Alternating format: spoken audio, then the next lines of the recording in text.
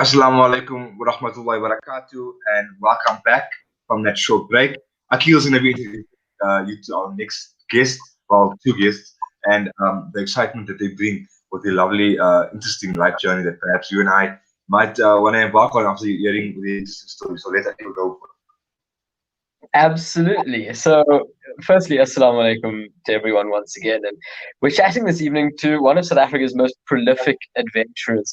Um, in fact, two of South Africa's most prolific adventurers, and that's Riaan and Vasti Manser. And, I'll walk you through some of the incredible and slightly crazy things they've done. So, Riaan, on his own, cycled around Africa, which is something like 36,400 kilometers, averaging 90 kilometers a day. It took him 2 years to do so. He then kayaked around Madagascar. Him and Fasti then rowed a boat from Agadir in Morocco to New York for a shopping trip.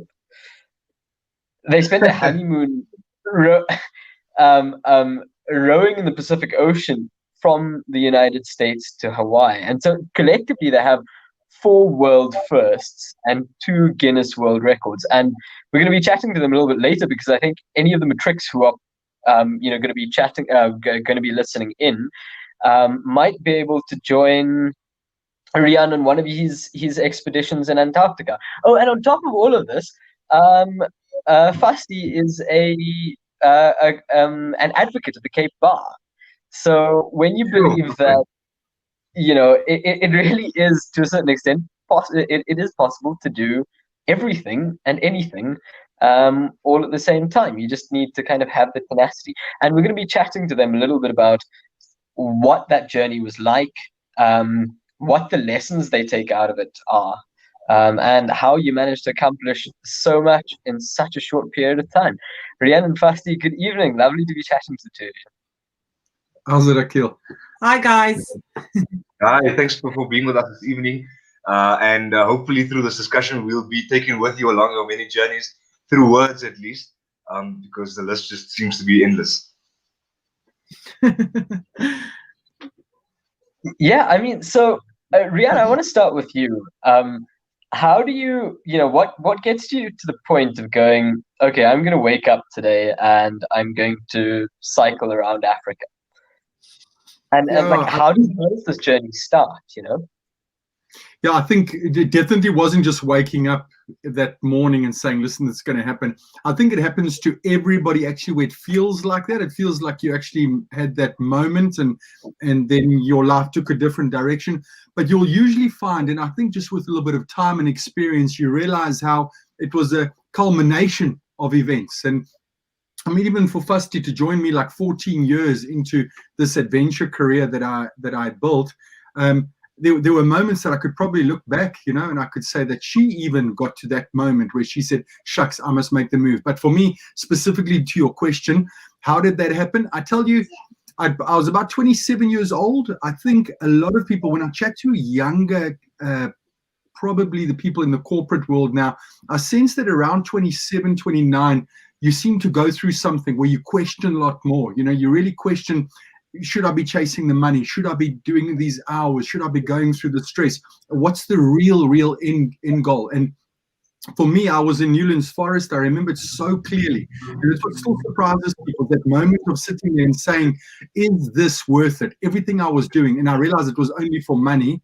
And I said, is this worth it? And the answer was so loud and clear. It is not worth it. And I don't know how to tell Fasti. Then I had this grand idea of climbing on a bicycle. And guys, it's easy sitting with you now and telling you, man, I've done these things, these world onlys and these journeys that people are impressed by. But I had no idea. Really, I didn't. I had no idea. I just knew I had to act. And that's why my slogan, there's an ocean between saying and doing, is so even more relevant today, because we talk about it, but we don't do it. So I want you to talk us through the process of actually then going, and because I think, like you say, a lot of us have these reservations about the path we're taking through life, but the overriding majority of people have the tendency to go, well, what's the path of least resistance? And it's to keep on doing whatever I'm doing, whether I hate it or not. And so what was the kind of mindset shift which you needed to take, or which you took, which has allowed you to then go, this is my dream, this is what I want to do, and actually fulfilling that and acting on it?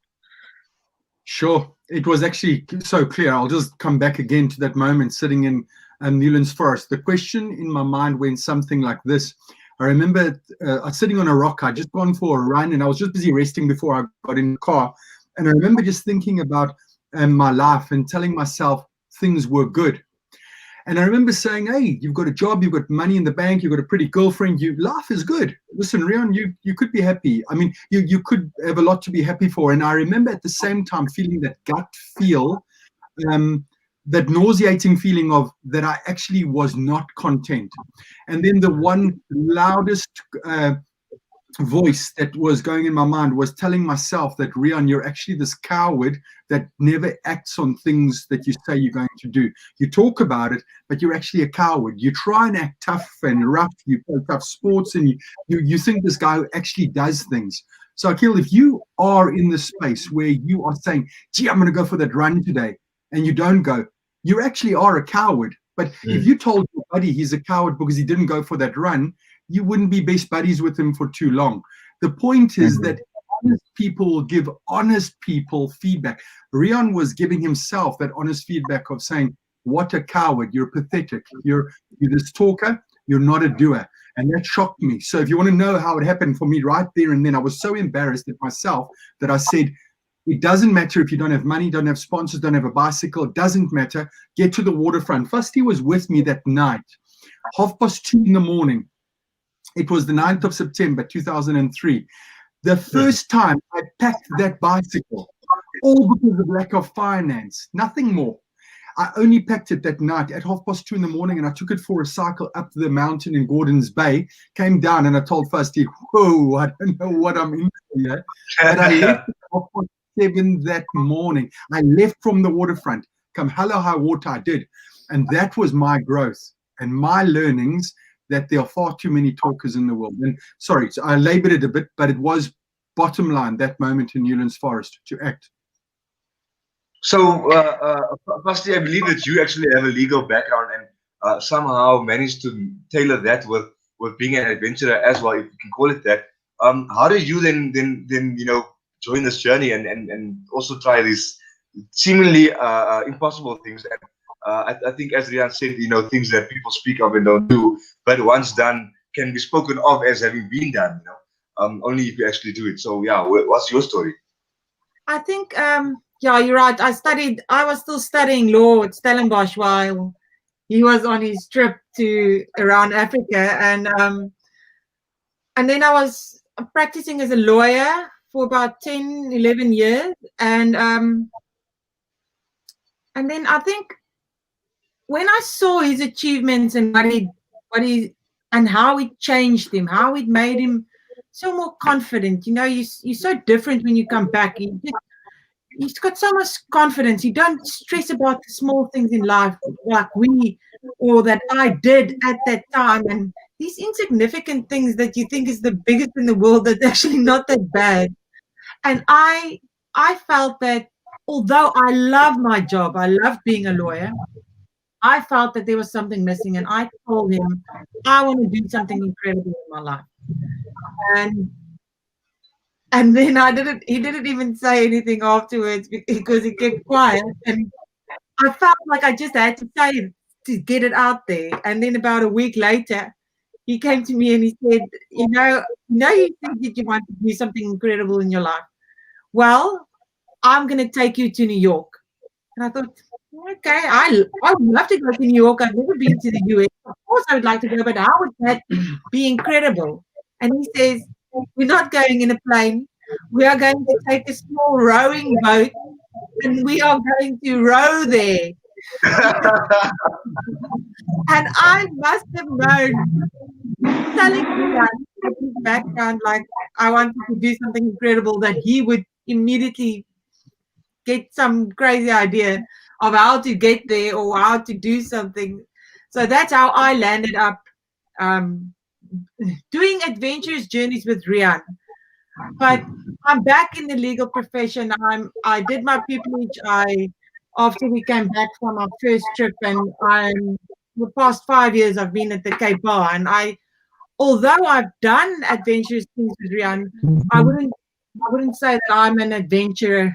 I just I just did things with my husband, and it was nice spending time together. Dear, there's a part of your story, Vasti, which I think is almost, more inspiring than Riaan's, in the sense that it's one thing knowing that Riaan had taken that step already, right? And he's taken the step, and he now identifies himself as an adventurer. You've got this career, you've got things which keep you grounded within your everyday life. How do you then say, even if it's only been these 2 trips and the Cape Epic and so on, how do you then say, well, I'm going to take 6 months or take a few months off of an existing career, knowing that you don't know that you're going to come back to something which is perfectly established and so on? And so how do you kind of manage that? I didn't think about it that way. I thought about it like, I want to do something and I'm going to do it because that's what I wanted to do. And then I'll think about, I didn't think about it. I thought I would just go back to my profession. I never thought that I wouldn't go back to my profession. That was never my idea, that I will now begin some new career. So I didn't think that because I'm going on this trip, I won't be able to do law anymore. Yeah. So it wasn't anybody that's got a job. You can go back to your job even if you are not in your profession for maybe, I don't know for how long. So it was never a thing that I think, oh, I'm giving the one up for the other, because it doesn't have to be. You don't have to give one up for the other. You can do lots of things. Yeah, absolutely. So Riaan, the one thing which I kind of struggle with is this idea that, okay, you're traveling for months and months around Madagascar or around Africa, and you're doing this alone. And I think in general, if we look at the world we live in, part of the great struggle is that we have a society where, despite constantly being surrounded by people and things and cell phones and connection, we have this sense of loneliness, which we all tend to have. So how did you, this was loneliness in its truest form. How do you cope with it on a daily basis for 2 years cycling around a continent? Well, I think the loneliness aspect was sometimes just so surreal in a way, because it's like Nigeria, where I would not, that was so densely populated that I did not go 30 meters without seeing another human being eye to eye. It was so densely populated. And then I'd be in the Libyan deserts or in the Sahara deserts where I wouldn't see people for days. In the Congo jungle, I bumped into people, but I couldn't communicate. And to your point of loneliness, it's a tough thing, eh? In Africa, I sort of made my way through this loneliness hardship, if you could call it that, because I still had contact with people and I could engage. But in Madagascar, I'd been in prison. After about the 3rd imprisonment in Madagascar, I just became good old South African, Khatful. I was just so depressed, man. I avoided people, hey, and I did it on purpose. And then I saw how that affected me mentally. I was extremely aggressive and then also extremely emotional at times. So, I'd go to sleep sometimes crying, and then I'd just be so aggressive if I came near people. And it was just that loneliness actually that was taking its toll in Madagascar. Because I had no contact. I had no money to be able to keep calling people. I didn't want to be in prison again. But then for my luck, I landed up 2 more times in prison. And that last time in Madagascar was probably the worst. But no, loneliness is definitely something. But I think my journey with Dan also around Iceland is probably what you touched on there, is that I'd realized I had these years. Madagascar was a year. Africa was nearly 2.5 years. Iceland then was going to be the journey where I was not going to be alone. And then I took Dan with, So, and then that has other issues that come with actually being partnered with somebody, So, okay, before we speak about that, what about jail time in other countries? Why were you in jail for so? And how does that match up with being married, or at that point, maybe not married to a lawyer? All these paradoxes. Then I've been, Shakeel, I've been to so many places. I've been in a lot of holding cells in police stations. The first time was in Bata in Equatorial Guinea. And the guys had just ripped me away from my bicycle. I mean, literally just ripped me away, threw me into a van of theirs, and then drove me to Bata, to the capital. And it was the first time when I really realized, shucks, this is real. This is things could go wrong for me. And I had this like confidence, and I didn't know where it came from, but I thought I'll solve the problem. I don't need to be overly stressed. And that was a wake-up call then to what led into very difficult scenarios, going to Ivory Coast and then being captured by rebels in Liberia. So being taken prisoner by a rebel group that is wanting to murder you is very different from guys pointing a gun at you and putting you in a police cell. So then I also realized, hey, listen, this is not, there's worse. The worst could go wrong. So, I mean, in Liberia, I was very lucky to get out of that scenario. But it all pales into insignificance. I must tell you guys, when you mentioned that, Dan, about the imprisonments, I always joke with companies that book me to speak. Then I would look at the person in the audience that had actually booked me, and I'd said, I know that they wouldn't have booked me if they know how many times I've been in prison. And every single time, I'm always innocent. Listen, the point is, if you're going to a foreign place and you are a stranger, you very, very rarely do people just trust you automatically. I had fortune because I had my bicycle with me and I was on a bicycle. I wasn't as intimidating. But Vasti saw it firsthand as well, that when we'd arrive on a small island, the way people would treat us, that first will be that skepticism. And that's normally that mistrust that got me into prisons. I took Vasti to Madagascar like 3 years ago, and I showed her one of the prisons that I actually was in a small town. And she even stood there and just thought, no way. And I talk about it like talking to you guys now as if we just buddies chatting around the fire, Yeah. Absolutely. So there are a couple of questions I want to get into, for a minute or two before we chat a little bit about Matrix and Antarctica. And the two is that I think the two questions are, what are the lessons you both have learned from being in this situation? And, I can imagine spending, I recently got back from a 3-week trip in Potch where I was working together with 3 other people. And we all stayed in one small little room. And I swear to God, a day more than 2 weeks, and one of us wouldn't have come back. How do you do this in a boat for 6 months? What are the relationship lessons you take out of this? Well, I think firstly is that you go there because you choose to be there. And then you deal with the situation from that premise, like it's your choice to be there in the first place. And with our relationship, I was of the opinion that we were dating for like 14, 15 years at the time before we went. And I knew that this could break us or it could make us. And it almost broke us because we came to a point in our relationship where we on the boat, and it was literally in the middle of the Atlantic Ocean, that we didn't speak to each other for 2.5 days because we couldn't even look each other in the eye. We didn't want to have anything to do with each other. And it's like a straw that breaks the camel's back. It's small things that come and come and come. And then after that period that we didn't speak to each other, we started maybe be more tolerant with each other and we started talking about it.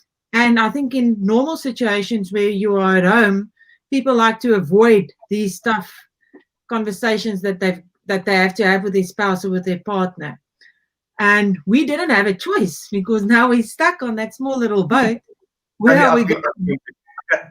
We'll have to sort it out. We both need to row that boat to get to the other side. And I think that saved our relationship because we didn't have an out. We had to deal with situations. And I think people should stop getting an out in their lives and start dealing with the situations. And I think then they will they will get through stuff and not just leave stuff. Absolutely. And one of those kind of personal lessons which you've learned, I suppose, about life in general, which I think can be takeaways before we chat around Matrix and Antarctica. I just want to touch on what Vasti had mentioned over there about not having the out. I think we live in a world where things are so digital, so easy, so quick, and you are forgiven for expecting that in nearly every aspect of your life. So we're going through a generational move that has never ever seen such a curve in people's expectations. The generation now is expecting exponentially more than the generation even a little bit behind it. And the problem is that now even getting married and divorced, it really isn't a complicated thing to get divorced, and families manage it, and where before it wasn't, it was non-negotiable. Now it is, it's negotiable. So every single thing in your life, when people are busy listening to this also, and they're saying, because we all have troubles, all of us sitting here now, we all got our troubles, and we put a brave face to the world. But the thing is that when you sit for a moment and you say, am I willing to give up? Do I want to give up? And am I actually going to give up? Shucks, man, it sits heavy on you, when you've got outs, like Vasti says, people take them because it's human nature.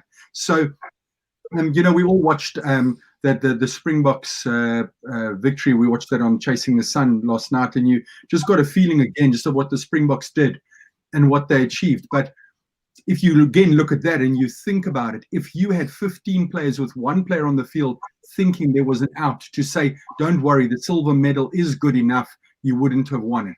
You had to have all 15 believe that the silver medal is not good enough. And sorry, I labor that again. But the personal lessons that I probably take away, Aqeel, I think, for me on those journeys in the isolation that I've spent on my own, I really realized this understanding of what is important. I absolutely don't have a clear clarity. I mean, I also like to have the latest iPhone and the normal comforts and 5-star hotels.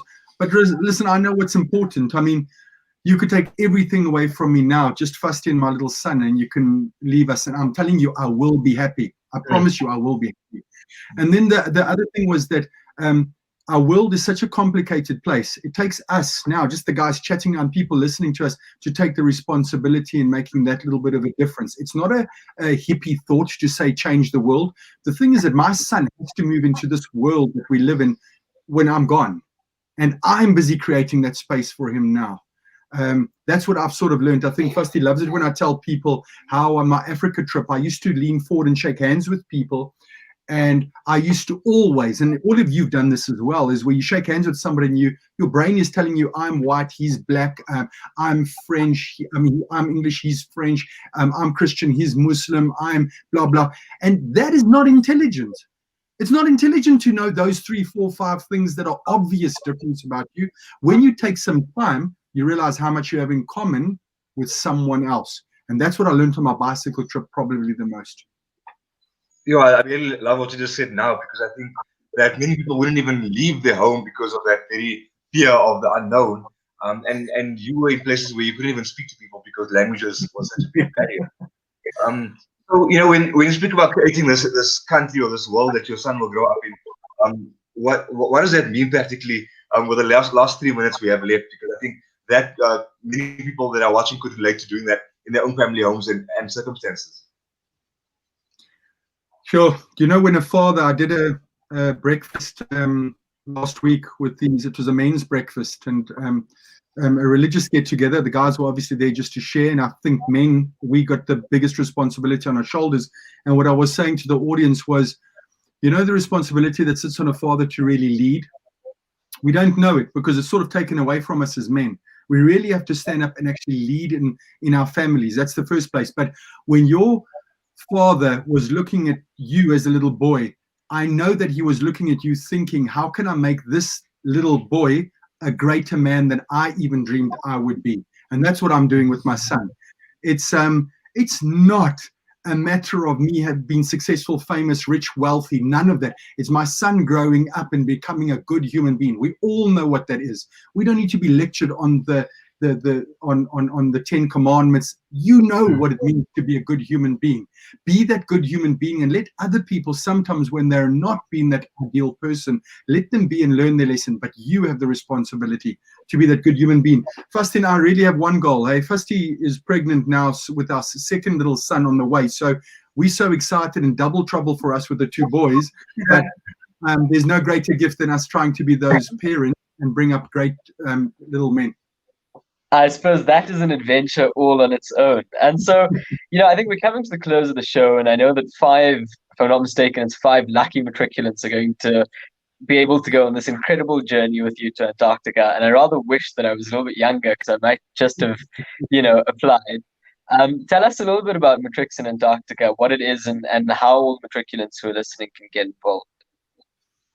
Fasti and I, like everybody, we had this difficult thing called 2020 and COVID. We dealt with it. I mean, what a horror show, hey? I mean, it's just, I sit and you try to think, is this real? I mean, it's going, and then I still have to flick a channel and then see Donald Trump's face. I don't know how it's going from, just snowballing to this big catastrophe that it is. I just thought we can save it.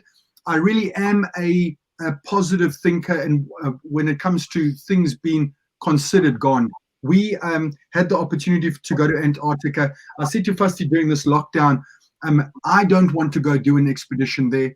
She's pregnant. I want to do something, maybe share with others. And that's why we came onto the Matrix. We said, these are sort of kids at the cusp of moving into the big, bad world. And we want them to go to have an opportunity. So it's taking 5 matrics, but there is a responsibility on these 5. Aqeel, they have to answer a question that relates to the environment to actually get the entry, but no strings attached beyond that. Not a cent from them, not from their parents, not from the school at all. We're talking a prize. I know that is a bit more mature audience will understand really bucket list stuff. We think the matrix will sink in for them in maybe 5 years' time. It may not sink in when they actually go now, but we're looking for 5 matrix from any school in the country. Please, they just need to go onto the website matrixinantarctica.coza, and the link over there is a 2.5-minute entry. We really need to get this word out there and change lives, I think, because their lives will definitely change, and there's no doubt about that. I think anything that you do after matric sets the tone for later. I also went for a leadership course to Indonesia at that time, and I feel that there was matric back on, and I missed that. I don't look at it, because I think that it really sets the tone for whatever comes later, and hopefully for these 5 people, and maybe more in future as well. You guys might find the doors open. That it will definitely set the tone, and I think just being around people like yourselves who think this way, and who sort of over a webcam, ooze this energy of can do. I think that will only be of benefit to them. So I think that's where we end this evening, Riaan and Vasti. All the best for both of you on your many journeys ahead, I'm sure, of which there will be. And we'll touch base soon. We really appreciate it. Thank you. And that's it from this week of Shack Attack. We hope that you feel inspired. I think something like you would do. I don't know how she got on a boat and rode all the way to New York for the first adventurous thing that she did. But it begs the question: what are we gonna start doing and stop saying? I think that will have to be determined quite soon. Absolutely, and I think that's a challenge to all of us. And I think it's a thing that we all have these little things in our heads which we want to do, and it could be as simple as developing a healthier routine, or going to the gym every day, or it could be something incredible like traveling the world, or picking up a backpack and jet setting to somewhere weird and wonderful. The point of, I think, listening and hearing all of these stories, both with Sibu Vilane last week and Riaan, is that these are not things which are out of our grasp. These are incredible people, but they're incredible people because they made incredible decisions. Not because there's something fundamentally different about them. And I think that's the kind of thing for quite a while about this, but we'll definitely catch up later. I hope that listeners feel inspired, and we'd love to know what your journey is that you'd like to embark on. Perhaps you can comment on the Facebook page later on. That's all from us this evening. Assalamu alaikum wa rahmatullahi wa barakatuh.